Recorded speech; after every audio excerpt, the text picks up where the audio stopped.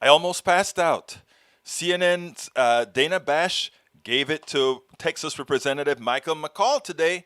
I mean, she really called out the hypocrisy of conservatism, the hypocrisy of Texas Republicans in a not so subtle way that normally gets done. Check this out, and then we'll take it on the other side. No, I'm sure some Texans are seeing outrageous energy bills because their rates are tied to the energy market. People are having to empty their life savings in order to pay these bills in the thousands and even more. Are you going to be able to fix that? Well, we're hopeful with this emergency disaster declaration. That not only provides FEMA, we got that earlier with an emergency declaration, but a disaster declaration brings in the federal assistance from the federal government, and that's what Texans need right now so desperately. A lot of people are hurting right now. People have died. I had 2 nursing homes, assisted living, that were without power, a hospital without power, that we were able, on an emergency basis, to get power to them. Can you imagine? The death toll could have been much higher, but through talking to my constituents and... But I assume you're going to do something to help people pay those bills. Are you saying you'll use the disaster relief funding from the federal government? Yes. Yeah, that's the current plans with the federal assistance, be able to help the homeowners both repair, because we have a lot of water leaks, a lot of water damage, pipes bursting, but also their electricity bills as well. Well, let's talk about the criticism, and there's a lot of it, and some downright anger at Republican leaders in your state, whether it's your governor, Abbott, for his handling of the storm, for Senator Ted Cruz, for his decision to go on a family vacation to Cancun.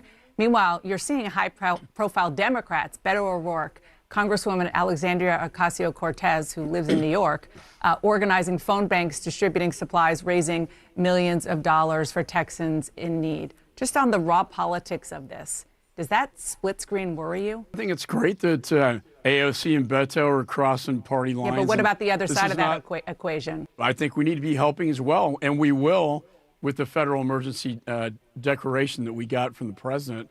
But I think it's great that they're crossing party lines to help Americans first and not just Republican or Democrats. And I think that's, the way it really should be. I have to say real quickly, hearing you say that the federal government is going to help to bail out and to pay bills on a state which is in part in this mess because it wants to be separate from the federal government is kind of rich. It sure as hell's kind of rich. In other words, we don't want to be on the national grid because we don't want the federal government telling us how to control things. We want to be deregulated. We want no regulations. Okay, fine. But now the results of having no regulations, the results of going alone, and what do they want now? Oh, we want the federal government. Oh, please, Joe Biden, declare us a disaster area and start pouring in the money that we need to survive, even though we didn't want to send money to Washington for regulation, even though we didn't want any of those things. But you know what else comes out here? It comes out as well that these people don't care a damn about their own constituents. It's not just about Ted Cruz going off to Cancun. It's about what these folks are doing in the interim during this crisis. We have Alexandria Ocasio-Cortez coming in from New York, having used her persona to raise $4 million.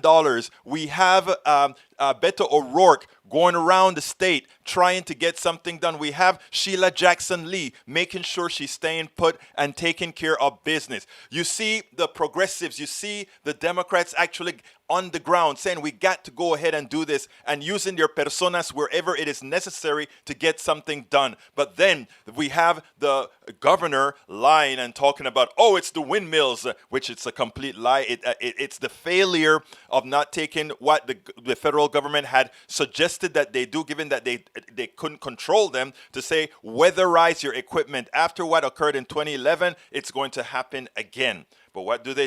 They sit down, they lie. Lying does not solve problems, and we hope that Americans in the long run, Texans in the long run, would realize that this particular government, this Republican government in Texas, is a clear and present danger. Like I wrote about a couple of blogs ago, They've completed their third strike by allowing the grid to fail.